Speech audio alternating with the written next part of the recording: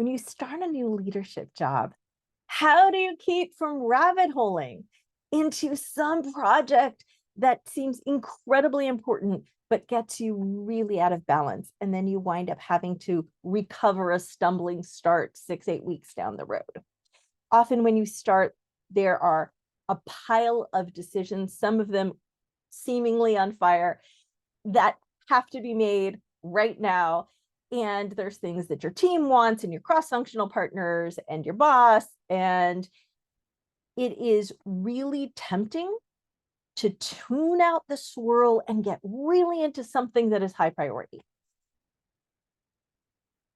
One of the things that we talked about at a session this weekend that I did at Stanford Graduate School of Business is that when you start a leadership role, you want to keep some balance in a framework that we use in our book, Growing Groups into Teams. And that framework is so simple and so valuable.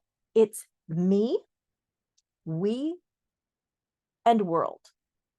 And in the me, as you start a leadership role, is how am I showing up? How's my energy? How's my mood?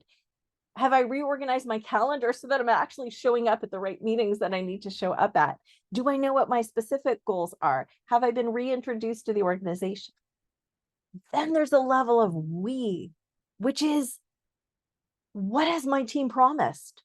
Am I going to be able to stick with those promises, or am I working on renegotiating them? What do my cross-functional partners need? What are we going to accomplish together?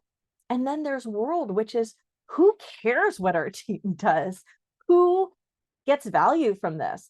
Often it's external customers. Sometimes if you're an internal service department, it's internal customers, but that's where the value is of everything that you're doing. So me, we, world. And I suggest that you check on a regular basis, maybe once a week for the first 8 weeks as you start a role.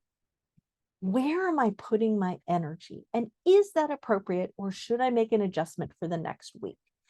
It is super important that you bring your individual energy, take care of how you show up. But if you do that and neglect the team and the customers, then chances are you're going to get out of balance. And it's the same thing for over-rotating on any of those other dimensions.